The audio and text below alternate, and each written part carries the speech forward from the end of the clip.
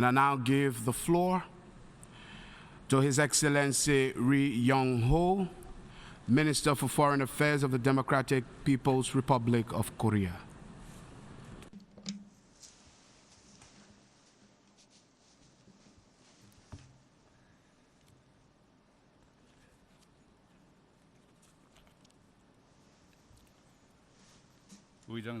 Mr. President, first of all, allow me to congratulate Your Excellency Mr. Miroslav Lajčák on your election as the President of the 72nd session of the United Nations General Assembly. I look forward to successful outcome of the present session under your able guidance. Before going into the main points in my debate, I feel forced to make comments on the speech uttered 4 days ago by someone called the U.S. President that rendered this sacred UN arena tainted. Since Trump uttered such reckless and violent words provoking the supreme dignity of the Democratic People's Republic of Korea at this very platform, I think it is fair enough for me to make a response in the corresponding tone. During his 8 months in power, he has turned the White House into a noisy marketing place full of crackling sounds of abacus beats, and now he has tried to turn the UN arena into a gangster's nest where money is respected and bloodshed is the order of the day. The absurd reality that a person like Trump, a mentally deranged person full of megalomania and complacence, the person who is chastised even by American people as Commander-in-Chief, Lion King, President Evil, is holding the seat of the U.S. President, and the dangerous reality that the gambler who grew old using threats, frauds, and all other schemes to acquire a patch of land holds the nuclear button. These are what constitute the gravest threat to the international peace and security today. Due to his lacking of basic common knowledge and proper sentiment, he tried to insult the supreme dignity of my country by referring it to a rocket. By doing so, however, he committed an irreversible mistake of making our rocket's visit to the entire U.S. mainland inevitable all the more. None other than Trump himself is on a suicide mission. In case innocent lives of the U.S. are harmed because of this suicide attack, Trump will be held totally responsible. The respected supreme leader of the DPRK, Comrade Kim Jong-un, stated, "As a man representing the DPRK and on behalf of the dignity and honor of my state and people and on my own, I will make the man holding the prerogative of the Supreme Command in the U.S. pay dearly for his speech calling for totally destroying the DPRK. Trump might not have been aware what is uttered from his mouth, but we will make sure that he bears consequences far beyond his words, far beyond the scope of what he can handle, even if he is ready to do so." Mr. President, focusing on people, striving for peace and a decent life for all on a sustainable planet, this is the theme of the current session. For all countries and people to enjoy peace and a decent life, it is imperative to realize genuine international justice before anything else. Realizing international justice is one of the main missions of the United Nations. Mr. President, Article 1 of the UN Charter stipulates to bring about by peaceful means and in conformity with the principles of justice and international law, adjustment or settlement of international disputes or situations which might lead to a breach of the peace. Due to high-handedness and arbitrariness of one particular big power, however, at present, the purpose and principles of the UN Charter and other established basic principles of international relations are now wantonly ignored in the UN arena. Abnormal acts justifying and legitimatizing high-handedness and arbitrariness and acts of violating truth and justice are connived at or tolerated. The most rampant violation of international justice can be seen on the Korean Peninsula. Unprecedented acts of injustice, such as imposing harsh sanctions on a victim for the reason that the victim chooses to stand up to the offender, are openly committed in the name of the UN. The essence of the situation on the Korean Peninsula is a confrontation between the DPRK and the US, where the former tries to defend its national dignity and sovereignty against the latter's hostile policy and nuclear threats. The United States is the country that first produced nuclear weapons and the only country that actually used it, massacring hundreds of thousands of innocent civilians. It is the US that threatened to use nuclear weapons against the DPRK during the Korean War in 1950s and first to introduce nuclear weapons into the Korean Peninsula after the war. The US started large-scale joint military exercises against the DPRK during the Cold War period and further increased their scope and aggressive nature after the Cold War, staging the exercises several times a year by mobilizing more of nuclear strategic assets. What else could be a bigger threat than the violent remarks such as pouring fire and fury, total destruction, coming from the top authority of the world's biggest nuclear power? The very reason the DPRK had to possess nuclear weapons is because of the US, and it had to strengthen and develop its nuclear force onto the current level to cope with the US. The US hostile policy and nuclear threats have continued over 70 years, and these have led the situation on the Korean Peninsula to a touch-and-go point. But in the United Nations, unjustifiable resolutions which illegalize justice as injustice are randomly adopted due to the high-handedness of the US. The respected Supreme Leader, Comrade Kim Jong-un, chairman of the State Affairs Commission of the DPRK, said, "International justice is never achieved by itself. It can only be achieved when the anti-imperialist independent countries are strong enough. Unless true international justice is realized, the only valid philosophical principle is that force must be dealt with force and nuclear weapons of tyranny must be dealt with nuclear hammer of justice." The possession of nuclear deterrence by the DPRK is a righteous self-defensive measure taken as an ultimate option pursuant to this principle. Recently, the DPRK has successfully conducted ICBM mountable H-bomb test as a part of the efforts to achieve the goal of completing the state nuclear force. With this, the DPRK has entered a phase of completing the state nuclear force in accordance with its line of simultaneous development of the economy and the nuclear force. Our national nuclear force is, to all intents and purposes, a war deterrent for putting an end to nuclear threat of the US and for preventing its military invasion. And our ultimate goal is to establish the balance of power with the US.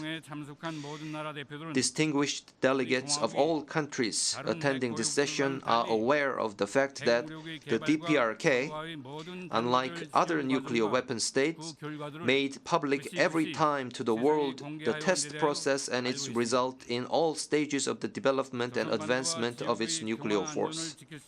Since the war deterrent for safeguarding peace and security of the Korean Peninsula and the region is strengthened enough, the United States and its followers must now think twice before launching military provocation against the DPRK. Although they talk about fire and fury, total destruction and whatever, every time they have to add various conditions such as hopefully this will not be necessary, that is not our first option, and so on. Accordingly, we are convinced that peace and security of the Northeast Asia and the region as a whole have been as much consolidated. We do not need anyone's recognition of our status as a nuclear weapon state and our capability of nuclear strike. The ICBM, marked with sacred name of the DPRK, flew over the universe above the endless blue sky. The warhead of our rocket left its trace on the blue waves of the Pacific Ocean, and the tremendous explosion and vibration of the hydrogen bomb were recorded by this planet. Although our decision to possess nuclear weapons was an inevitable option forced by the United States, it resulted in our country achieving the status of nuclear weapon state and a rocket power. And this prestige has now become an immortal destiny of the DPRK. Mr. President, the failure of the United Nations in fulfilling its role in realizing genuine international justice is primarily related to the undemocratic old practices of the Security Council. It is none other than the Security Council which disregards the UN Charter from the very first article and only acts in pursuit of the will and interest of its prominent member states. It is not incidental that the issue on reform of the Security Council had already been decided in 1992 by Resolution 47/62 at the 47th session of the UNGA. Since then, the UNSC reform issue has been discussed at the UNGA every year during the past 25 years, but without any progress at all. This fact itself clearly shows how deeply the current prominent members are obsessed in their anachronistic vested interests. One permanent member alone can veto the general will of over 190 UN member states. Such an undemocratic UN organ is the Security Council. At this forum, I would like to once again remind all the distinguished delegates of the unjust and unfair nature of the resolutions adopted by the Security Council against the DPRK. First, the Security Council fabricated illegal and double-standard resolutions which only prohibit the satellite launch of the DPRK in violation of the international law prescribing peaceful use of outer space as a sovereign right of every state, and without taking any issue with all other satellite launching countries. Second, the Security Council cooked up illegal and double-standard resolutions which arbitrarily prohibit only the nuclear tests of the DPRK, although nuclear test strictly belongs to the sovereignty of every state, since the international law on prohibition of nuclear test has not yet entered into force, and there are countries that conducted many more nuclear tests. Third, the Security Council condemned the development of nuclear weapons by the DPRK as a threat to international peace and security, and on that basis fabricated illegal and double-standard resolutions in contravention of Article 51 of the UN Charter, which recognizes the right to self-defense of every state, and without calling into question the other countries that kept on developing latest nuclear weapons of various kinds. The reason these unjust and unfair resolutions continue to be adopted is that the permanent members of the Security Council, all nuclear powers, have common interest in maintaining their monopolistic nuclear status. The permanent members of UNSC are talking much about non-proliferation of nuclear weapons. But viewed from the aspect of nuclear non-proliferation, the DPRK's possession of nuclear weapons is a righteous self-defensive measure. Actually, the international agreement on nuclear non-proliferation was possible because the nuclear weapon states had made the promise not to threaten non-nuclear weapon states with the nuclear weapons. Article 10 of the NPT stipulates that each party shall have the right to withdraw from the treaty if it decides that its supreme interests have been jeopardized. This article recognizes that the supreme interests of states are above the nuclear non-proliferation. After all, the U.S. itself impeded the international efforts for nuclear non-proliferation by not giving up the nuclear threat against the DPRK, but rather compelling the latter to possess nuclear weapons. This eloquently shows that the anti-DPRK resolutions are not based on any established principles and that they are nothing less than the products of undemocratic old practices of the Security Council and the conspiracy and collusion of the forces obsessed only in their vested interests. The U.S. claims that the DPRK's possession of H-bomb and ICBM constitutes a global threat, even at the UN arena. But such claim is a big lie, which is just tantamount to the notorious big lie faked up by the U.S. in 2003 about the existence in Iraq of weapons of mass destruction in order to invade that country. The Democratic People's Republic of Korea is a responsible nuclear weapon state. We will take preventative measures by merciless preemptive action in case the U.S. and its vessel forces show any sign of conducting a kind of decapitating operation on our headquarters or military attack against our country. However, we do not have any intention at all to use or threaten to use nuclear weapons against the countries that do not join in the U.S. military actions against the DPRK. The U.S. is resorting to an intrigue of condemning the DPRK's nuclear possession as a global threat in order to find a pretext for coercing other UN member states into implementing the anti-DPRK sanctions resolutions. This is a sneaky and selfish attempt by the U.S. to avoid its responsibility for the nuclear issue of the Korean Peninsula and to pursue its own interests by using and sacrificing other countries that have nothing to do with the issue.